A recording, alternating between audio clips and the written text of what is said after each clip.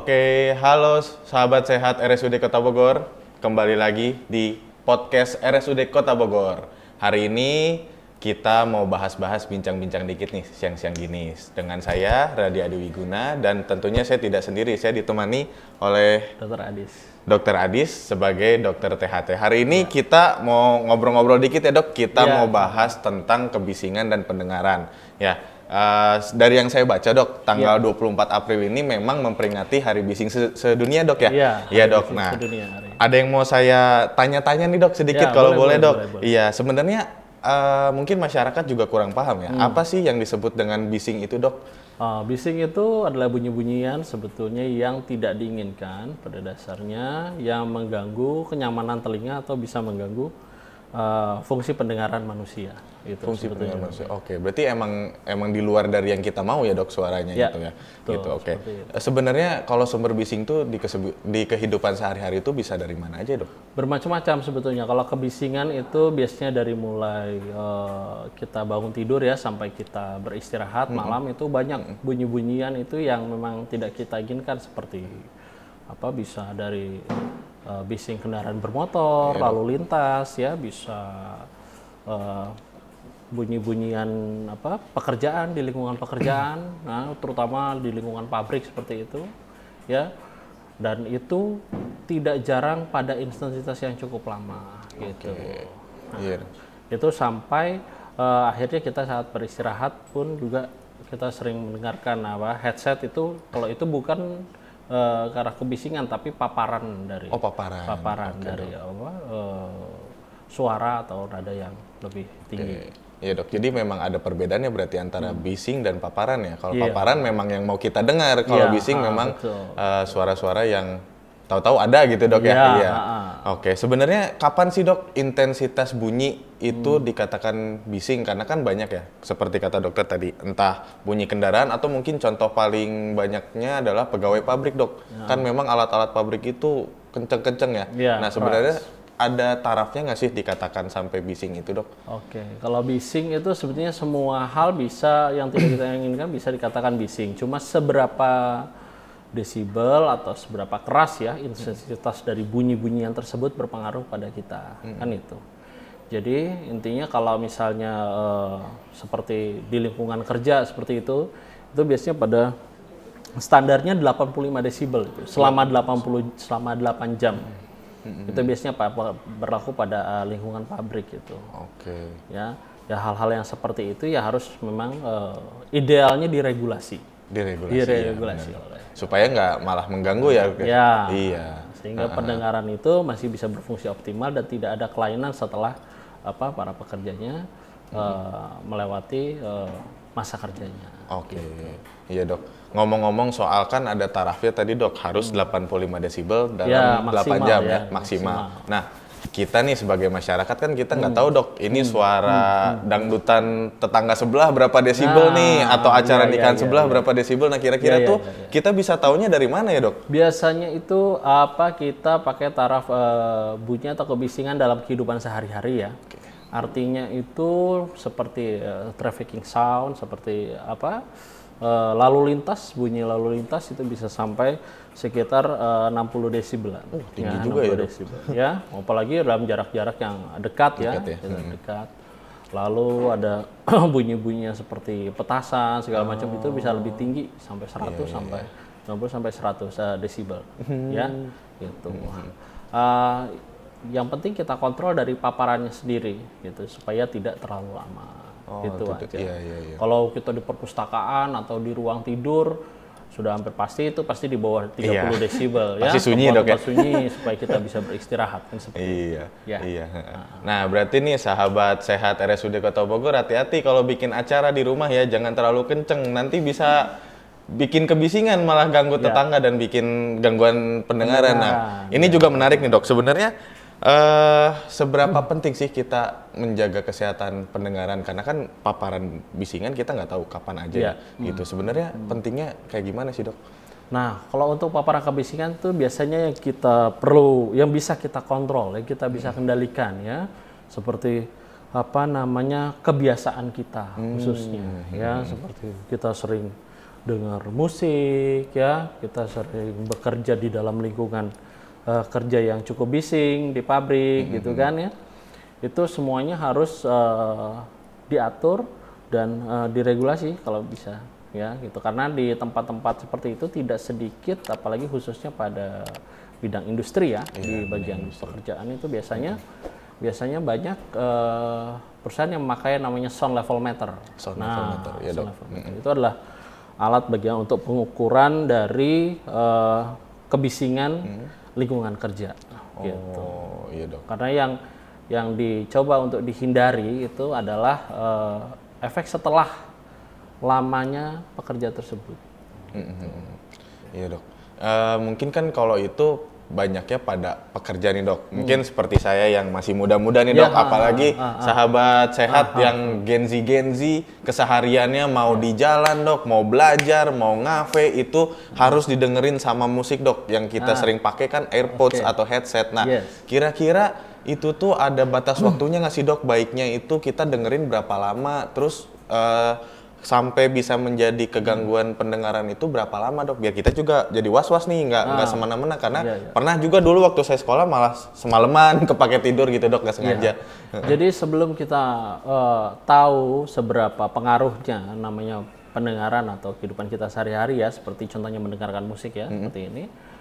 Nah yang paling penting itu kita harus tahu dulu fungsi pendengarannya itu sebenarnya. Sebenarnya pendengaran itu dari udaranya, gelombang udaranya itu sampai ke gendang telinga itu kan dialirkan itu sampai ke tulang, sampai ke bagian pusat ini telinga dalam, ya di telinga dalam baru dia akan dirubah seperti aliran listrik ke dalam otak untuk jadi persepsi ya, untuk bisa kita memahami kan gitu ya.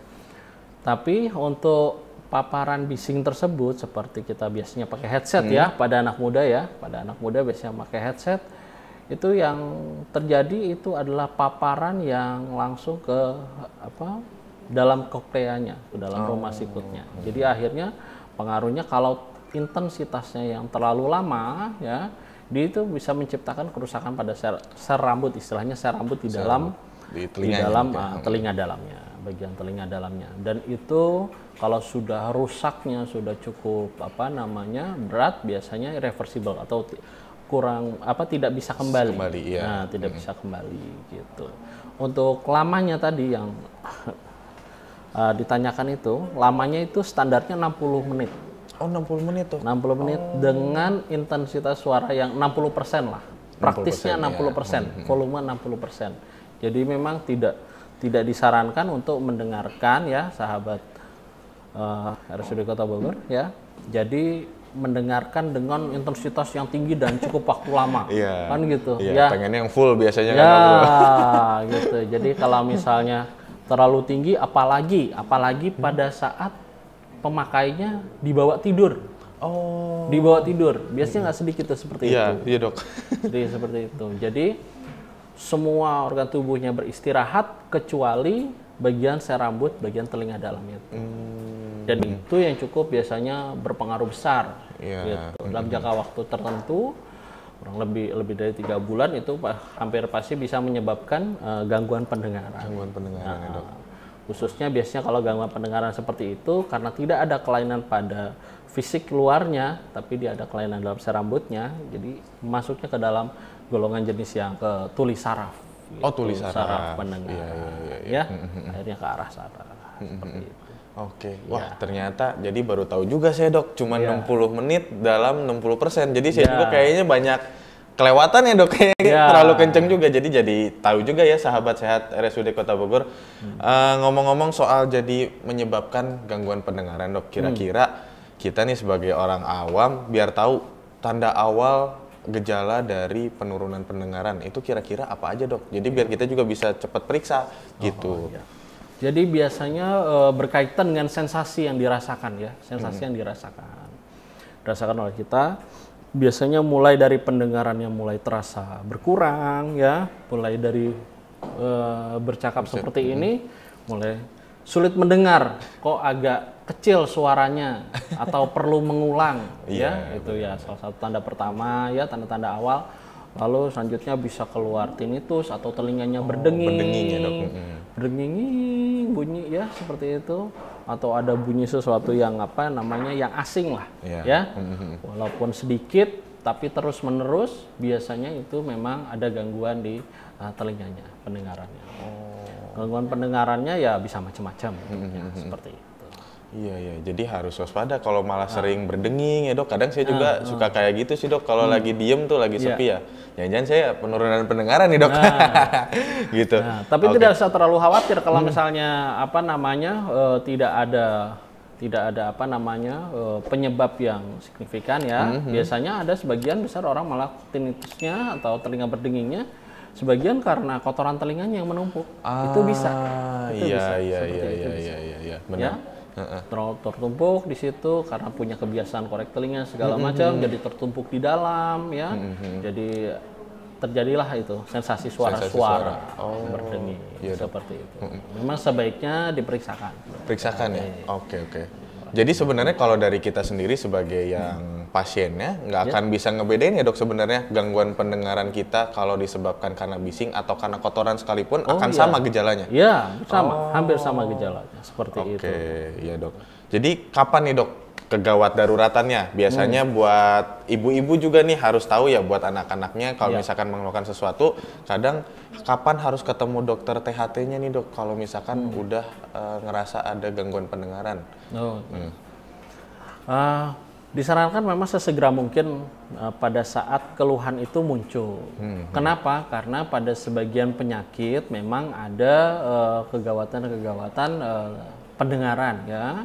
Seperti ada yang namanya sudden sensory neural hearing loss ya. Kata orang awam mungkin pernah ada yang mendengar namanya stroke telinga seperti itu ya. Nah, itu bisa diakibatkan dari orang-orang dengan gangguan metabolisme sebelumnya. Mungkin ada penyakit gula, hipertensi ya dan sebagainya, penyakit jantung juga bisa ya. Jadi hal-hal seperti itu memang harus diperiksakan. Harus diperiksakan seperti itu. Kalau terjadi penurunan tiba-tiba, sekarang masih bercakap-cakap normal, tiba-tiba telinga sebelahnya langsung hilang sama sekali. Nah, itu bisa terjadi hal yang seperti itu. Iya. Jadi emang harus lebih baik kalau ada gangguan sedikit, mending langsung datang ke ahlinya, Dok ya. Iya. Jadi kita periksakan karena memang sensasi tersebut tidak selalu memang gangguannya hanya konduktif atau cuma penjalanan suaranya saja dari organ telinganya, tapi bisa dari gangguan sarafnya. Ya. Iya. Mungkin dari masyarakat juga kebanyakan karena takut mungkin ke dokter ya, akhirnya itu kalau ada gangguan di telinga ngorek-ngorek lah atau tetesin apa misalkan, itu sebenarnya bahaya juga, Dok ya? Ya, jadi yang perlu saya kasih di sini bahwa kalau yang namanya ada sensasi di telinga itu ada yang normal, ada yang tidak normal. Jadi mungkin ada terasa agak gerak sedikit ya, tapi tidak ada nyeri segala macam, bisa jadi kotorannya agak jatuh atau di bagian luar, itu bisa terjadi, cuma tidak menetap dan tidak nyeri gitu ya. Tapi kalau sudah jadi sumbatan, rasa tertutup atau sakit segala macam, nah itu memang harus benar-benar harus diperiksakan. Harus diperiksakan ya. Iya, Dok. Iya, oke gitu tuh sahabat sehat RSUD Bogor ya. Jangan sampai lupa buat periksa dan aware sama kesehatan-kesehatan termasuk telinga kita, karena kalau kita nggak bisa dengar pasti ya mau ngapain juga ya, Dok ya. Iya. Malah nggak asik nggak bisa ngobrol kayak gini. Memang kebetulan memang paling sering kebiasaan kita juga mempengaruhi sebetulnya ya, seperti korek telinga ya kan, sensasi gatal itu mungkin karena ada terasa gatal, lebih sering dikorek telinga ya, bisa akibatnya bisa telinganya bisa lebih lembab dan resiko timbulnya jamur di dalam telinga juga ada. Makanya kalau misalnya ada terasa gatal segala macam mungkin lebih sering, gatalnya bisa segera diperiksakan karena itu penanganannya memang dengan penanganan khusus, memang penanganan obat dan tindakan pembersihan telinga seperti itu. Iya. Seru banget nih, Dok, bahas tentang telinga nih, Dok. Saya pengen nanya-nanya lagi nih, Dok. Kalau pengalaman dokter selama ini di rumah sakit atau dimanapun dokter bekerja, kira-kira masyarakat seperti apa yang akhirnya datang ke dokter dengan gangguan-gangguan telinga? Apakah faktor resikonya sesuai yang dengan dokter jelaskan tadi, atau ada bahkan hal-hal yang tidak terduga justru bisa menyebabkan penurunan pendengaran, Dok? Oh iya. Jadi begini, kebetulan pengalaman saya sudah cukup banyak ya untuk masalah telinga ini. Yang pertama itu biasanya sebagian besar itu adalah pengaruhnya dari infeksi. Infeksi ya. Infeksinya bermacam-macam itu, mulai dari telinga bagian luarnya karena orangnya sering korek-korek akhirnya luka, akhirnya infeksi, bengkak, sakit telinganya itu hal-hal seperti itu apa namanya umum terjadi ya. Dan itu yang memang kita harus edukasi ya seperti itu dan kita lakukan penanganan biasanya tergantung tingkat keparahan penyakitnya. Terus yang kedua biasanya ada sebagian yang punya kebiasaan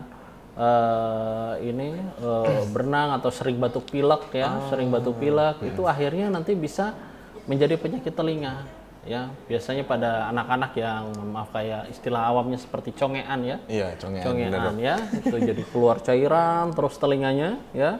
Itu bisa jadi genang telinganya juga sudah berlubang. Gitu. Iya. Genang telinganya berlubang bisa menyebabkan penurunan pendengaran nggak? Bisa. Bisa ya, Dok. Gitu ya, penurunan pendengaran.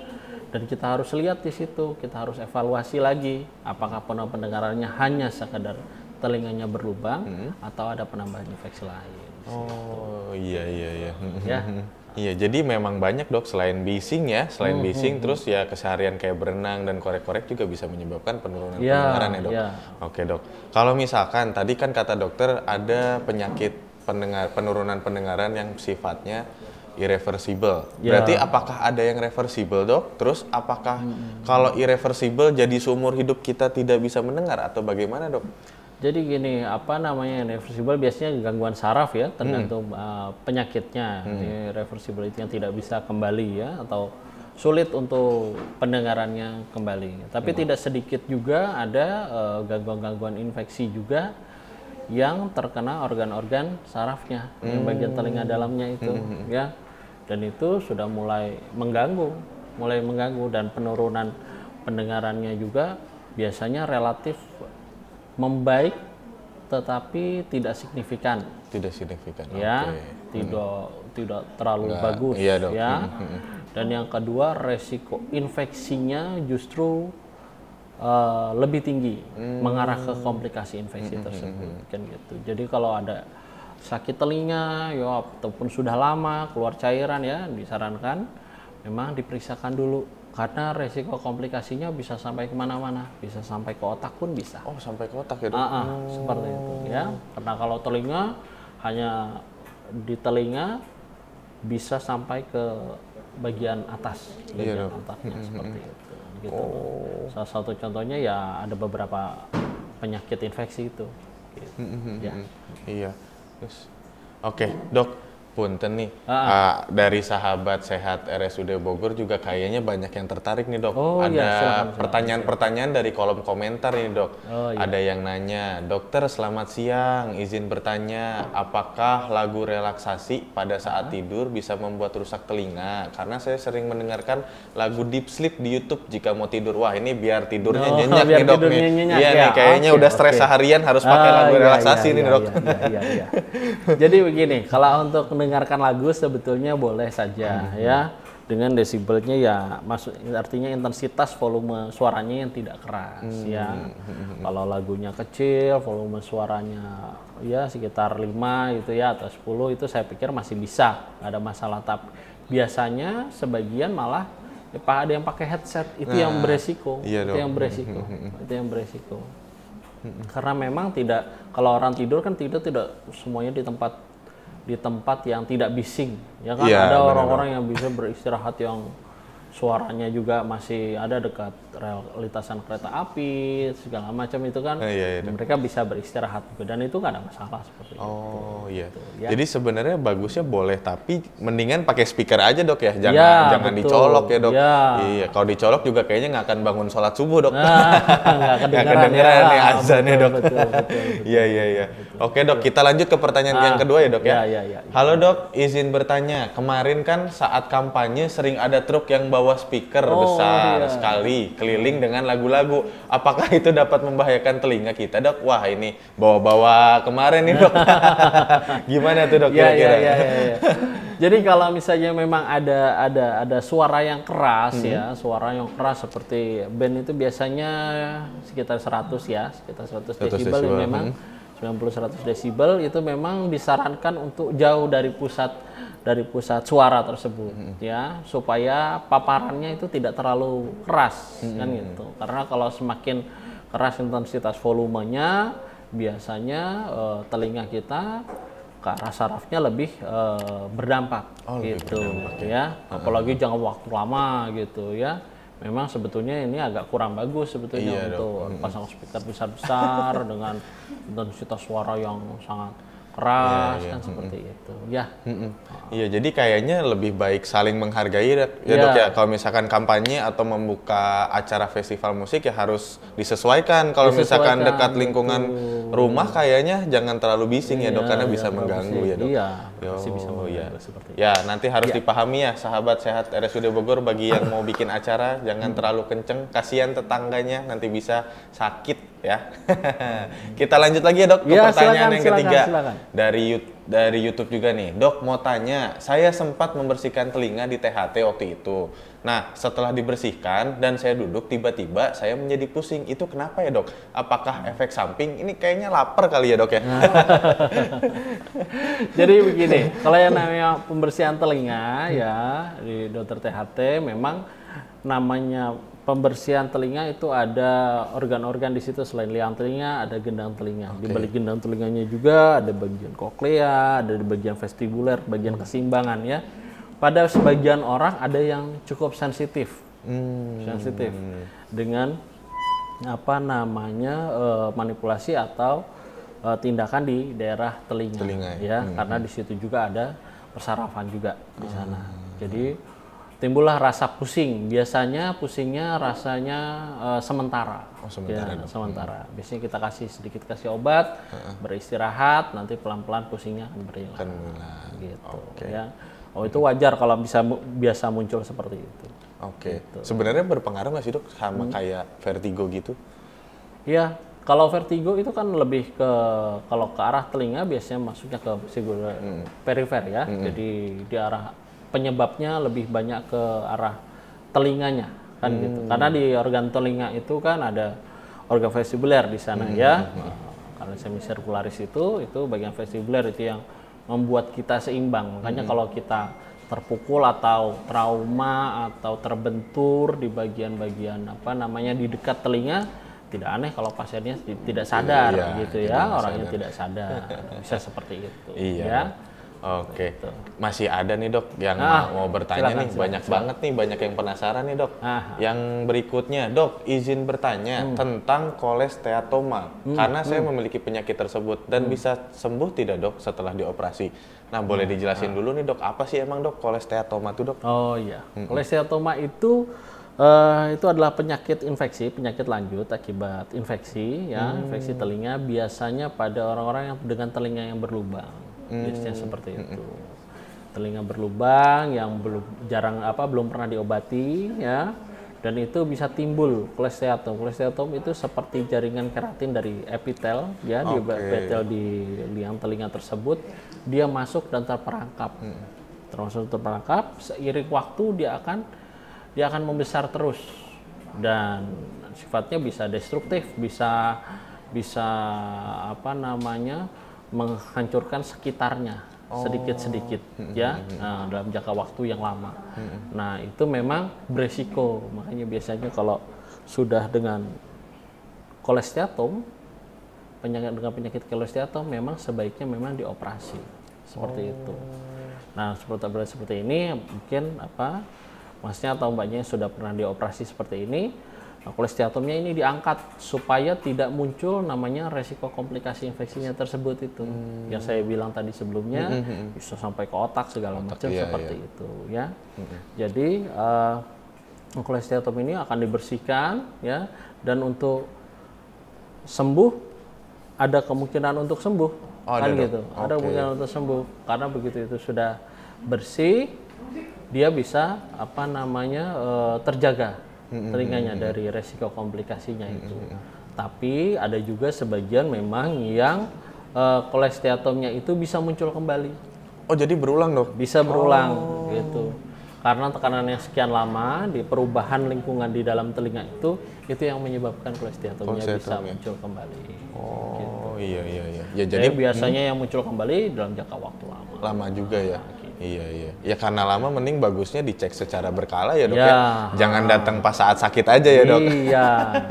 Iya gitu tuh yang menderita kolesteatom segera diperiksa ya. Iya. Barangkali harus dioperasi sama perawatan. Iya. Iya dok. Kita lanjut lagi dok. Ini masih banyak lagi nih pertanyaannya. Yang berikutnya dok, izin bertanya untuk korek kuping menggunakan korek kuping yang bentuknya spiral berbahan besi itu bagaimana dok? Apakah nggak apa-apa kalau dipakai? Wah ini pakainya besi nih agak debus juga nih dok. Iya. Jadi begini, memang di pasaran banyak. Iya. Di pasaran banyak ada yang menyarankan pakai korekan kuping besi segala macam. Cuma pada sebagian konsumennya ada yang memakainya itu istilahnya terlalu semangat ya. Iya dok.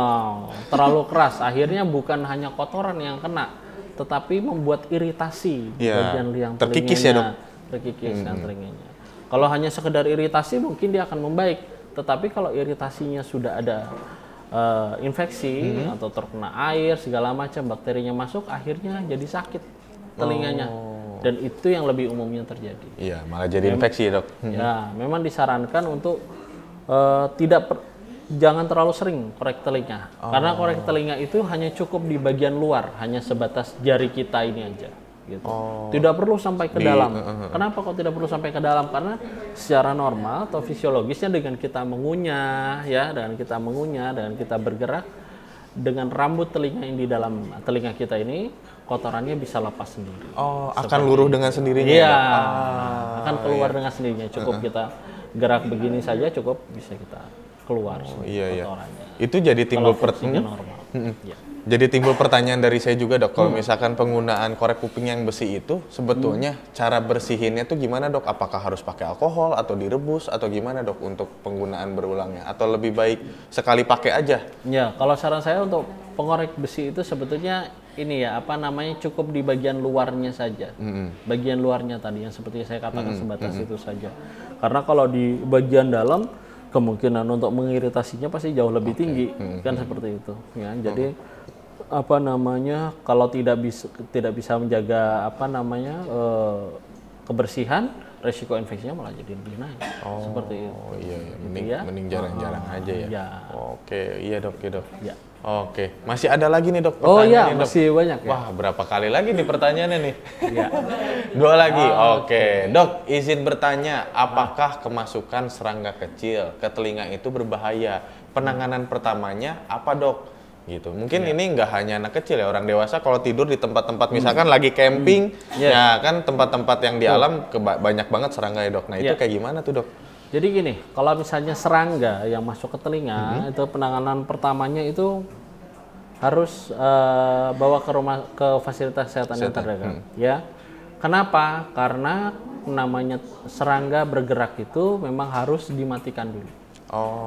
Prinsipnya. Kenapa? Karena serangga itu bergerak, dia bisa melukai, bisa melukai semuanya bagian di dalam telinga, ya. Khususnya biasanya pada telinga luar sampai keliang telinganya dan gendang telinganya. Jadi tidak usah kaget kalau misalnya kemasukan serangga ternyata kok ada berdarah gitu segala macam, itu wajar karena memang serangga-serangga itu punya kaki yang tajam, punya capit ya segala macam. Maka dari itu segera ke tempat fasilitas terdekat, itu tujuannya pertama kali itu untuk mematikan serangga tersebut. Gitu. Baru bisa diekstraksi dikeluarkan. Karena kalau serangganya masih hidup dikeluarkan, dia semakin agresif, semakin melukai seperti itu. Jadi kalau ada kemasukan jangan langsung gegabah, langsung diambil segala macam. Kalau misalnya memang kemungkinan tidak bisa diambil. Ya. Kalau ngebunuh serangganya tuh pakai apa dok biasanya? Biasanya bisa pakai coconut oil, bisa pakai minyak kelapa bisa. Minyak kelapa bisa. Jadi supaya tidak bergerak ya. Terus serangganya juga cepat mati ya seperti itu. Sudah mati baru bisa kita ekstraksi, baru kita keluarkan. kalau misalkan kita jauh dok dari fasilitas kesehatan, sementara di rumah kebetulan ada coconut oil nih dok, boleh nggak kita tetesin dulu? Boleh, nggak Boleh. apa-apa. Nggak Boleh, apa-apa nggak ya? apa-apa. Oke. Boleh, nggak apa-apa kalau dikasih seperti itu untuk penanganan pertamanya Iya, ya. heeh. Karena prinsipnya memang harus serangga itu mati dulu. Oh, Gitu, oke dok. baru bisa dikeluarkan. Wah kalau bensin mah jangan kebakar dok. Jangan Jangan bensin. semua dimasukkan, hati-hati. Iya. Bahan-bahan iritatif nanti malah tambah sakit. Iya, apalagi Ya? masukin tepung jadi kue ya dok. Oke, kita lanjut Ya. lagi dok. Ada Oke. pertanyaan berikutnya nih. Selamat siang dok, izin bertanya, jika kemasukan air di telinga saat kita sedang berenang, apakah kita tidak akan kenapa-napa jika dimasukkan air kembali? Karena biasanya suka disarankan begitu. Ya itu paham-paham masyarakat katanya Ya. kalau udah kemasukan air masukin lagi biar keluar dok. Gitu. Jadi minus-minus jadi positif gitu dok. Ya, kalau pertanyaan ini memang biasa dilakukan ya masyarakat kita, dan ini sebetulnya agak kurang tepat. menurut kurang saya. tepat ya, Dok? Ya, kenapa? Karena kondisi telinga setiap orang itu beda-beda. Kalau misalnya kayak gini dilakukan pada orang-orang yang punya kotoran telinga yang cukup padat di dalam, semakin dimasukkan air malah semakin nggak keluar. Iya. Malah timbul malah yang berdenging segala macam. Iya, Dan Dok. begitu ya. Nah, kalau saran saya cukup digerakkan aja kepala secara tiba-tiba gitu, dia bisa kurang. Keluar ya. Iya dok. Kurang. Ya, jadi tidak perlu Masukin dimasukkan tambah. air lagi segala macam. Nanti ada yang kurang, tambah dikorek Tambah lagi. Nah, nanti malah luka, malah jadi radang. Malah jadi radang, iya benar dok. Iya, Seperti iya. itu. Jadi jangan ditambahin lagi ya dok ya, Iya. airnya udah dibuang aja. Iya dok, wah seru banget nih dok. Jadi memang dalam rangka memperingati Hari Bising dan Pendengaran ini ternyata banyak paham-paham terkait kesehatan telinga itu yang harus kita pahami ya dok, terutama tadi kalau bisa kita recap lagi ya, terutama kebisingan, suara-suara yang kita tidak inginkan ya dok, yang dengan intensitas tertentu pada pekerja itu di 85 desibel dalam 8 jam. Kalau untuk kita masyarakat awam dalam mendengarkan musik itu di 60% dalam 60 menit ya. Dan itu kita harus selalu paham akan tersebut ya dok ya. Jangan terlalu terlena karena enak nih musiknya, lagi galau pengen dengerin semalaman, jangan kayak gitu ya dok ya. Gitu. Terus kalau misalkan ada gejala-gejala seperti berdenging atau kalau ngobrol harus diulangi ya karena nggak kedengeran, itu baiknya kita dicek ke fasilitas kesehatan ya dok ya, gitu. Dan jangan takut sama dokter THT. Kita di sini alhamdulillah tadinya hanya 2 dokter THT, sekarang ketambahan lagi jadi ada 3 ya. Jadi jangan sungkan buat warga Bogor untuk diperiksakan telinga, hidung dan tenggorokannya ke dokter Adi Setia. Boleh dijelaskan dok hari praktek dan jamnya biar warga-warga pada tahu nih dok. Saya biasanya isi poli di hari Senin sampai Sabtu jam 8 sampai jam 11. Wah, 6 hari dalam seminggu. Nggak ada alasan buat nggak datang ke RSUD. Ayo segera daftar buat diperiksakan biar kita sehat selalu. Karena sehat itu investasi ya dok ya? Gitu, semakin sering kita menjaga kesehatan, tuanya nanti kita akan enak, gak banyak bayaran buat sakit. Oke, segitu aja sahabat sehat RSUD Kota Bogor untuk kegiatan podcast hari ini, podcast kesehatan mengenai bising dan pendengaran. Jangan lupa subscribe, like, and comment di YouTube RSUD Kota Bogor. Pengen tahu dong, pengen bahas apa lagi berikutnya. Oke, terima kasih Dokter Adi Setia. Terima kasih atas ilmunya, semoga bermanfaat buat kita semua. Ya. Sehat, Kota Bogor. Oke, selamat siang, dadah.